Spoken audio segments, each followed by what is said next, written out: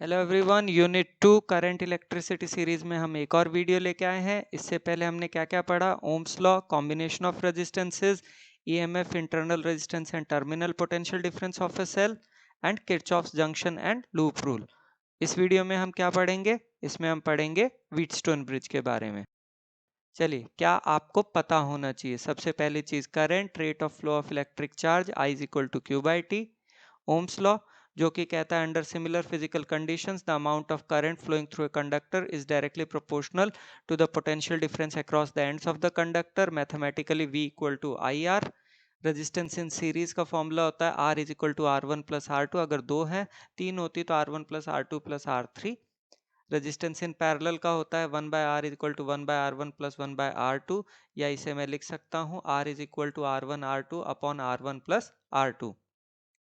Kirchhoff junction rule जो कहता है at any junction sum of the currents entering the junction is equal to sum of the currents leaving the junction. Kirchhoff's loop rule जो कि कहता है algebraic sum of changes in potential around any close loop involving resistors and cells in the loop is zero. Wheatstone bridge which is an application of Kirchhoff's laws या Kirchhoff's rules, और बहुत बार board में पूछा हुआ है। तो ये हो गया मेरा एक व्हीटस्टोन ब्रिज। इसमें मेरे पास क्या है? चार रेजिस्टेंसेज है, R1, R2, R3 and R4। ठीक है। Across one pair of diagonally opposite points A और C, what we have done a source, ये हो गया मेरा source with no internal resistance is connected, यानी कि बैटरी इज कनेक्टेड। ठीक है। Between the other two vertices B and D a galvanometer is connected, वो भी दिखाई देगी आपको। ठीक है। यहाँ AC जो है इसे कहते हैं बैटरी आर्म, BD को कहते हैं गैल्वेनोमीटर आर्म, BC को कहते हैं अननोन रेजिस्टेंस आर्म, और DC को कहते हैं स्टैंडर्ड आर्म। ठीक है। Generally current flows through all resistors and current IG flows through the galvanometer. Now in case of a balanced bridge where the resistors are such that IG is equals to 0, अब हमने Kirchhoff's का junction rule लगाया D के ऊपर, उससे निकला I1 is equals to I3, यानी कि I3 और ये I1 दोनों इक्वल होंगे। फिर हमने लगाया B के ऊपर, वहाँ पे I2 और I4 आपका इक्वल निकलेगा। ये B के ऊपर हम लगाया तो I2 और I4 आपका इक्वल निकलेगा। फिर हमने किरचॉफ्स का लूप रूल लगाया ADBA में। इसमें इक्वेशन क्या बनती है? I1 R1 minus IgG minus of I2 R2 is equals to 0, या हम लिख सकते हैं I1 R1 is equal to I2 R2। क्यों भाई? क्योंकि Ig की जगह हमने 0 लिया। ठीक है।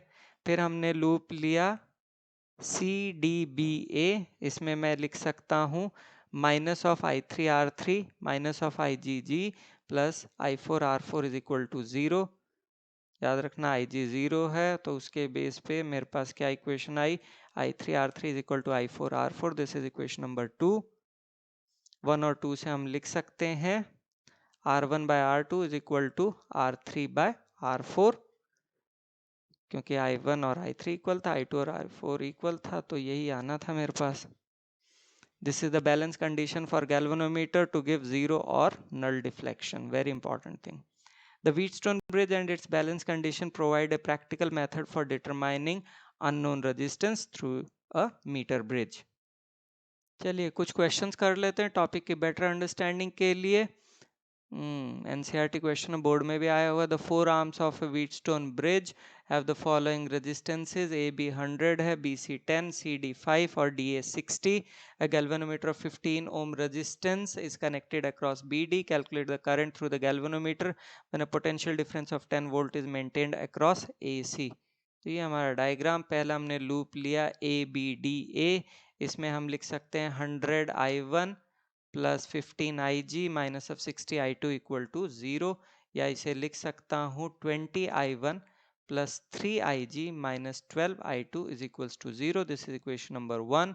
फिर हमने दूसरा लूप लिया, ये हमारा लूप है BCDB, इसमें मैं लिख सकता हूँ 10 I2 minus IG minus of 5 I2 plus IG minus of 15 IG is equal to 0, या इसे लिखा जा सकता है 2I1 minus I2 minus of 6 IG equal to 0। This is equation number 2। फिर हम तीसरा लूप लेते हैं, ये है मेरा ADCEA, इसमें मैं लिख सकता हूँ 60 I2 plus 5 I2 plus IG is equals to 10, या इसे मैं लिख सकता हूँ 13 I2 plus IG is equal to 2। This is equation number 3। 1 और 2 को सॉल्व करता हूँ तो इससे मुझे इक्वेशन मिलती है I2 is equal to 31.5 IG। 3 में अगर मैं I2 की वैल्यू पुट करता हूँ तो इससे मुझे IG की वैल्यू निकलती है 0.0048 एम्पेयर्स। नेक्स्ट क्वेश्चन, स्टेट और explain the underline principle of meter bridge. देखो कितनी बार पूछा हुआ है तो कितना इंपॉर्टेंट है। या state with a suitable diagram the principle on which the working of a meter bridge is based.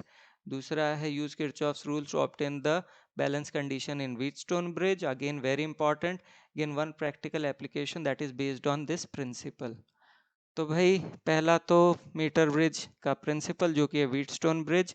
If the ratio of arm resistors in Wheatstone bridge is constant, then no current flows through the galvanometer। ठीक है, ये हमें diagram हर हाल में बनाना है, बहुत ज़रूरी है। ठीक है, और कंडीशन होती है R1 by R2 is equal to R3 by R4। सो जब भी ये क्वेश्चन पूछा है एक्सप्लेन द अंडरलाइनिंग प्रिंसिपल, तो डायग्राम बनाइए और स्टेटमेंट के बाद ये ज़रूर लिखिएगा R1 by R2 is equal to R3 by R4। Meter bridge works on the principle of a balanced Wheatstone bridge.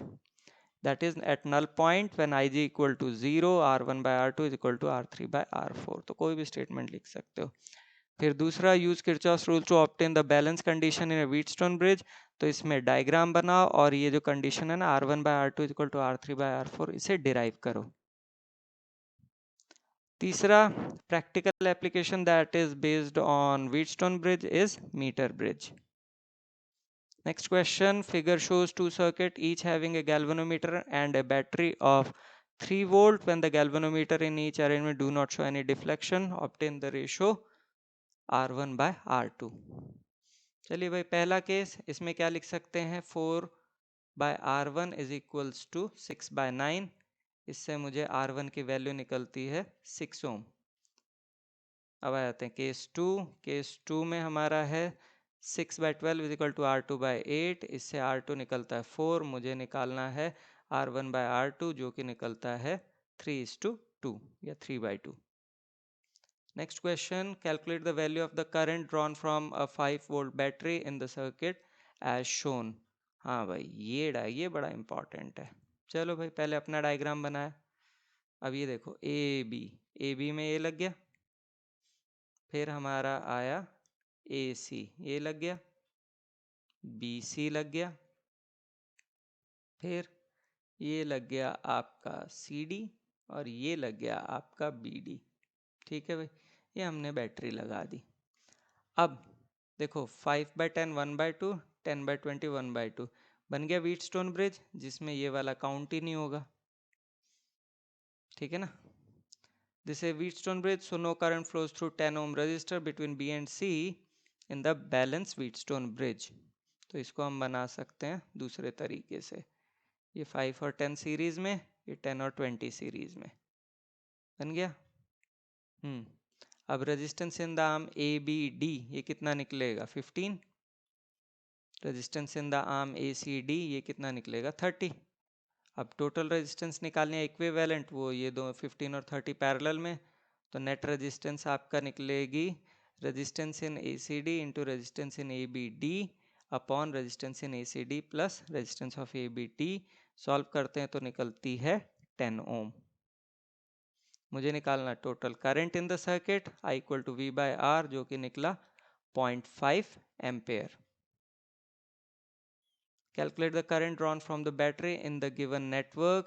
ये भी ध्यान दो, ये भी शक्ल से व्हीटस्टोन ही है, फिर भी बना के देखेंगे भाई। AB में, ये AB में लग गई, ये फिर AC में लगाई, फिर BC में लगा दी रेजिस्टेंस, फिर ये लगी CD में और ये लगी BD में। देखो 1 by 2 2 by 4 that is 1 by 2, तो इसमें तो रेजिस्टेंस काउंट ही नहीं होगी। हाँ जी, तो यही बैलेंस व्हीटस्टोन ब्रिज है। तो 5 ओम वाले रजिस्टर में तो करंट ही फ्लो नहीं करेगा, तो इसको फिर से बना लेते हैं 1 और 2 सीरीज में, 2 और 4 सीरीज में। तो 1 और 2 का हो जाएगा 3, 2 और 4 का हो जाएगा 6, ये 3 और 6 हो गए पैरेलल में, तो इसकी रेजिस्टेंस निकालें जो कि निकलती है 2। करंट निकालें I equal to V by R यानी कि 4/2 and that gives 2 ampere. Now is the time for acknowledgement. Google, Bing, NCERT सबका धन्यवाद जहां से जो डेटा लिया गया, and do watch the next video which is on meter bridge. Thank you so much.